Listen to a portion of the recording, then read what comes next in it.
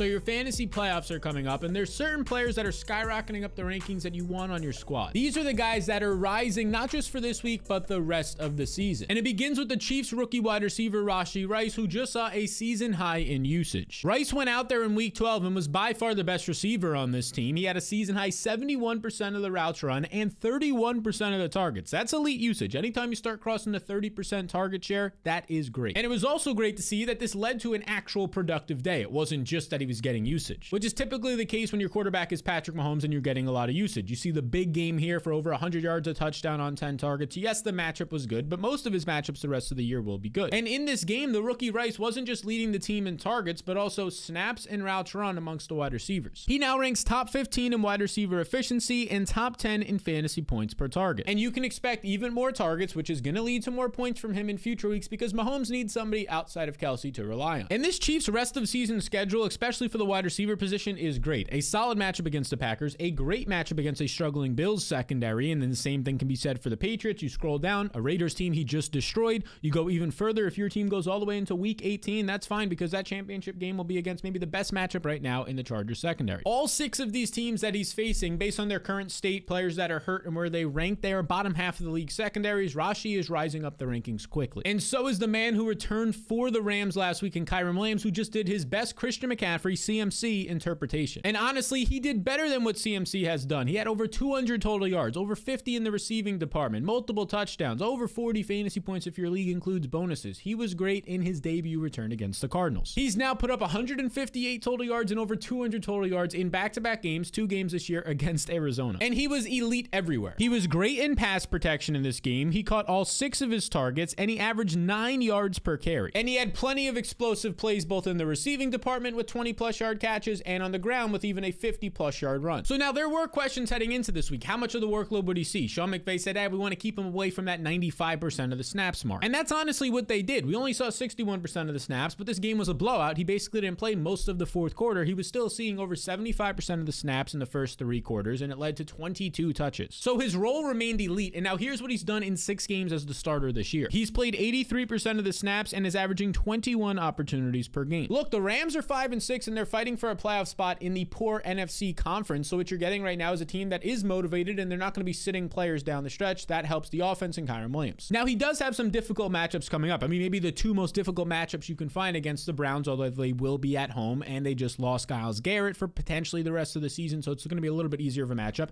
and the Ravens on the road. But here's the thing. Kyren Williams is great as a receiver, so even in tough spots, you can still get 4, 5, 6 receptions out of him. So I got a lot of start-sit questions on Kyren Williams before this game. He's obviously a must-start every single week moving forward. And we might be saying the same about Christian Watson pretty soon because finally, he's starting to heat up in this Packers offense. Back-to-back games with a touchdown and his best game on Thanksgiving in week 12. Watson led the Packers receivers in basically every category on Thanksgiving. As you could see here from the PFF data, he ran the most routes with 30, played the most snaps with 49, and had a team high, tied with Jaden Reed, 7 targets in this one. And the game started right away with a 50-plus yard catch on a contested catch for Christian Watson. He looked great. He looked vintage like what he was doing in his rookie year down the stretch last season. And that 50-yard catch just fueled a nice day for him. 5 catches, 94 yards, and a touchdown on 7 targets. And honestly, it should have been even bigger. In the fourth quarter, late in the game, he was open for a 30-plus yard reception, and Jordan Love, off his back foot, underthrew it. But Watson appears to now be healthy. He's starting to be productive and getting hot right at the same time that Jordan Love is playing some of the best quarterback football out of anybody in the league the last month of the season. And this is great if it continues because Watson has been getting downfield targets this year, but for the first 6 to 8 weeks, they were just inaccurate from Love. But if those start to become more accurate like they have been the last 1 to 3 weeks, well, that's going to be good because Watson ranks top 5, as you can see right here, in average target distance. He's getting targets downfield, and when those targets become more accurate, that means there's a lot more explosive plays and upside for fantasy football. And there's a decent chance we see these explosive big plays in the future because his schedule is pretty soft. Now, this week will be kind of a big, major test on Sunday Night Football at home against the Chiefs, a good Chiefs defense for Jordan Love and Christian Watson. But then after that, look at this heading into the fantasy playoffs. Great matchup against the Giants.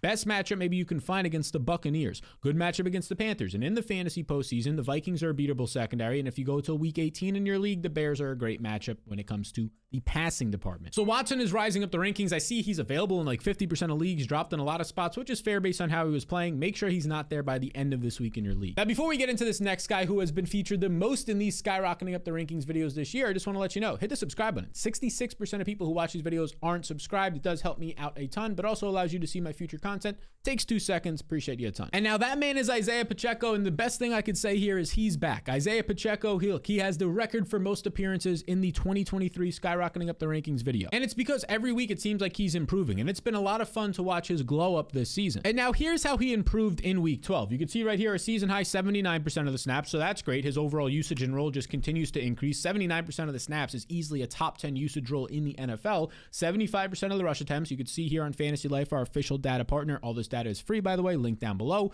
He's had now 75% of the rush attempts or more in 3 straight games, so an elite workload on the ground. But this was the big difference. His routes run, look at this. Normally they're like 30 to 40%, as you can see in previous weeks. They got up to 71% in week 12. He was a 3 down back, completely taking Jerick McKinnon's role in the offense in the passing department out of the backfield. And if you play in a half PPR or a PPR league, either way, he's getting more usage, even if it's a standard league, so that's good. But in PPR formats, a target is worth nearly 3 times as much as a carry because there's more yards after the catch. The obvious reception itself counts as a point. So this is where you start to get elite usage out of Pacheco. And that's exactly what you're getting these last 3 weeks. He's earned 19 opportunities per game during this time. And he's also been fairly efficient on the ground, pretty similar to last year when he was efficient, except you're seeing it sustain over a larger sample now. 4.6 yards per carry, borderline top 25 in the NFL. That's good to see. And check this out. Pacheco is going to be a 5-point favorite or better as of right now, as of this recording, in 5 out of his final 6 games this season. And in similar spots this year as a starter, Pacheco averages over 14 fantasy points. So that's great. He's skyrocketing up the rankings, and in my opinion, he is a true league winner. And speaking of true league winners, at the beginning of the year in the 2nd or 3rd round, we were saying Ramondre Stevenson is the league winner you want until Ezekiel Elliott signed there, but now he is starting to be a league winner once again. And look, I get it. The Patriots offense is really difficult to stomach and to watch every single week, and they just benched Mac Jones again at halftime. Everything is going wrong here. Except Ramondre Stevenson appears to be immune from this with over 100 total yards, 26 touches. He gets 5 receptions. The role that we saw last year when he was catching a bunch of passes, that happened this past week in a good matchup against the Giants. Now, earlier this year, there was a lot of worries about Ramondre Stevenson. The first 6 weeks of the year, it was worrisome. They were saying, okay, is there an injury that we're not seeing right now with Ramondre? What's going on? And you can see that usage, that worrisome usage right here on Fantasy Life. Every single week for the first 5 weeks of the year, his snaps were going down. They started at 74%. They went down to 51% in week 5, where he saw a split backfield role with Ezekiel Elliott. This was a concern. But since week 6, we've seen Ramondre Stevenson play 66% of the snaps and slowly every single week become more of the workhorse back we were used to from his year last year. And this has taken even another step forward over the past 2 games, where you can see right here, he's handled 73% of the snaps, and more recently in week 12, 78%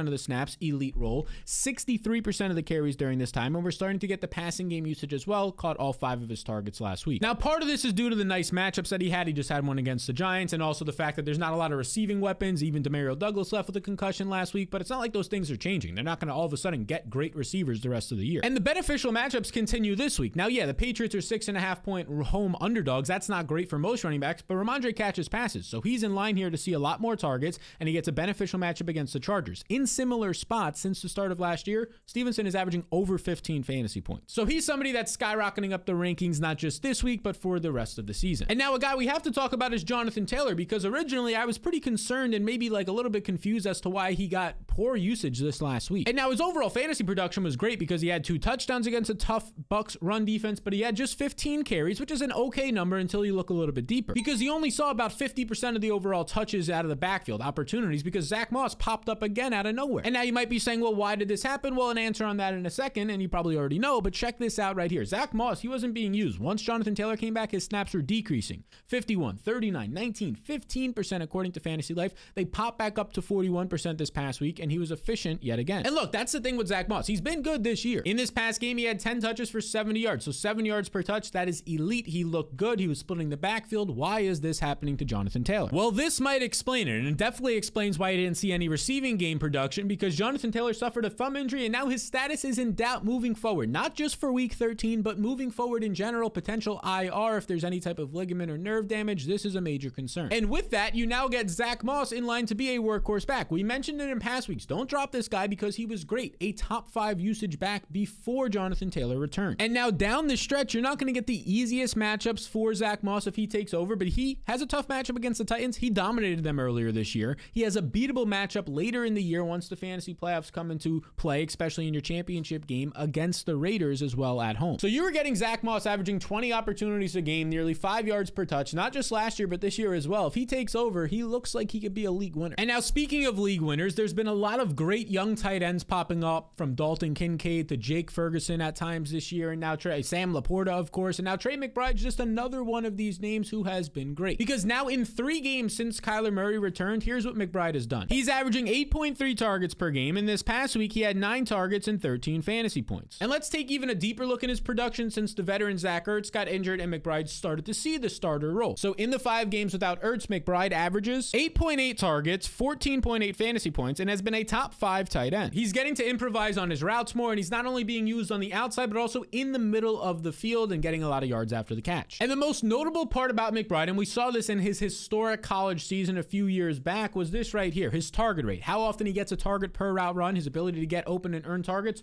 3rd in the NFL as a second-year player. He's basically a rookie because he didn't see a lot of run last year. He's being targeted on nearly 27% of his routes. That's elite. And he also ranks top 3 in tight end efficiency, up there with the names of like Travis Kelce. Yes, he is skyrocketing up the rankings. And let's stick with these younger players. The rookie Tank Dell. Look, this guy had 17 points in week 12, but it should have been an even much bigger day for him, because he would have had a 70+ yard touchdown, but the ball was underthrown, and he had a 50-yard catch called back by penalty. A huge day that what could have been, and it was already a good day. Look, last week on our rest of season rankings that are in the fantasy blueprint, you can get it down below if you want to. Dell cracked the top 36 rest of season players, not just at his position. I think now he's going to crack the top 30 after this week. And I mean, if you watch him play, you could just see right here, and this could have been if this ball wasn't underthrown. And look, it's a really deep ball, but he's getting open nonstop. He's making crazy catches look easy, and the impossible catches look possible. This season as a rookie, he ranks 13th in wide receiver efficiency and 7th in fantasy points per target, and it's likely only going to continue because this quarterback is actually good, if not elite, in CJ Stroud. Stroud, once again this week, was a top 5 fantasy quarterback. He once again was extremely accurate, 26 of 36 completions. He had 350 total yards, 3 total touchdowns. The offense looks great. It's moving the ball, leading to touchdown chances in big plays for Tank Dell. And look, you can expect this success to continue. And in the fantasy playoffs, he'll face the Titans to open it and also the Titans to end it in the championship game. That is a top 5 matchup for fantasy wide receivers this season. So if you have Tank Dell, no matter if it's a 10-man league, a 12-man league, make sure you're starting this dude every single week. And also make sure you sign up and get an account with Prize Picks. Look, they've been our partner for 3 years, and the game is very simple and a ton of fun outside of just fantasy. If you're eliminated from the playoffs or you want to get some more action in, you just take the more or less on player stats. So specifically for this week, you see James Conner against the Steelers.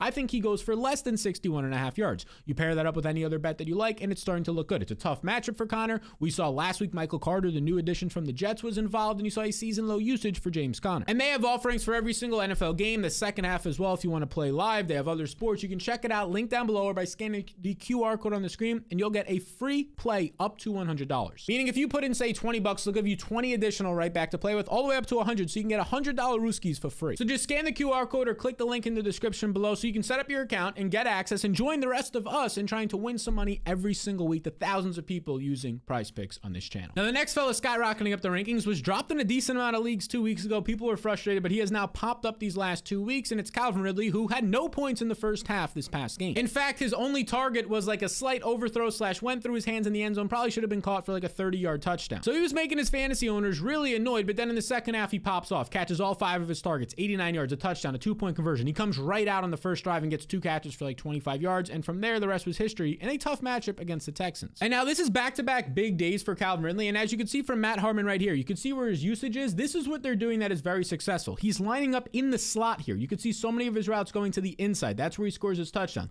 That's where he gets a big play later in the game. That's where he has another 15+ yard completion right here. Instead of in previous weeks when he's just running go routes on the outside of the field, a lot more stuff working in the middle of the field, or he's at least starting in the middle and heading to the outside. These are the creative routes based on his elite skill, his route running, where he could win often. So look, there's a lot of hoopla out there. Is the reason he's doing well because Zay Jones is active? Well, Zay Jones is definitely going to change the formations around, allow him to go into the slot a little bit more, as Jones is a primary outside receiver. So part of it's true, and part of it is just he's getting to work more where he wins best, in the slot, because he's a great route runner. So instead of being forced on the outside where he can only go one way because the sideline's the other way, he now has 2 options on where he wants to run his routes, making it easier to get open. And that's why when you look at his efficiency stats this year, he ranks 49th in efficiency. That's not great, but it's pretty tough to be efficient when the team is just telling you most weeks this season to run straight down the field. It's nice that we're now getting some more creativity in middle of the field usage out of him. And he's heating up at the right time because he has a nice fantasy schedule in terms of the fantasy playoffs. He opens up against the Bucks, which is a great matchup, one of the best you can find, a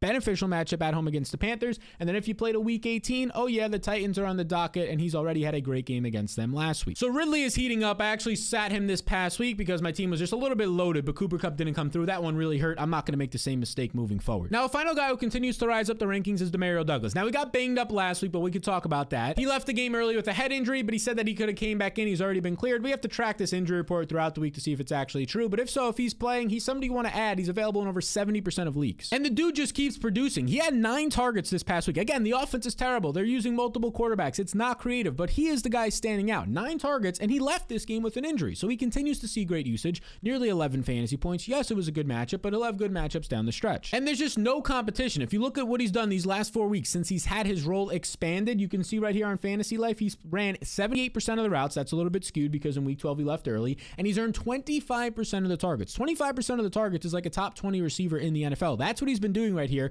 I'm not telling you that he's going to be scoring 20 points a week, but I'm telling you, he shouldn't be on waiver wires. He's a nice flex play, especially with 6 teams on bye this week. He's had 7 or more targets in 3 straight games and 10 or more fantasy points in 4 of his last 5. That's pretty solid considering what we're having this week with the bye-mageddon, if you will. And the matchup might not get any better than a Chargers defense. Now, the Chargers defense did look a little bit better against the Ravens. The Ravens played them in sort of a weird way. It was mostly stopping the run where the defense excelled. But in general, this year, you can throw on the Chargers. They're going to have to as 6.5-point home underdogs. I think Demario Douglas, if he's out there and starting, is going to push towards 10+ targets. Makes him a nice option to start. So now these are the players who are rising up the rankings, not just for this week, but as we head into the fantasy postseason. If you have him on your roster, start him. If not, try and get him somehow. And one of the ways you can get some of these guys like Demario Douglas is on the waiver wire. And this video right here will show you all the guys you need to add before your fantasy postseason and this week begins. Now, again, a reminder, if you made it to this point in the video, 2 seconds. A lot of people just don't know they're not subscribed. 66% of you aren't who watch these videos. It takes 2 seconds, like I said, and we're so close to 100,000 subscribers. That's the goal by the end of the year. Appreciate it if you could help us get there.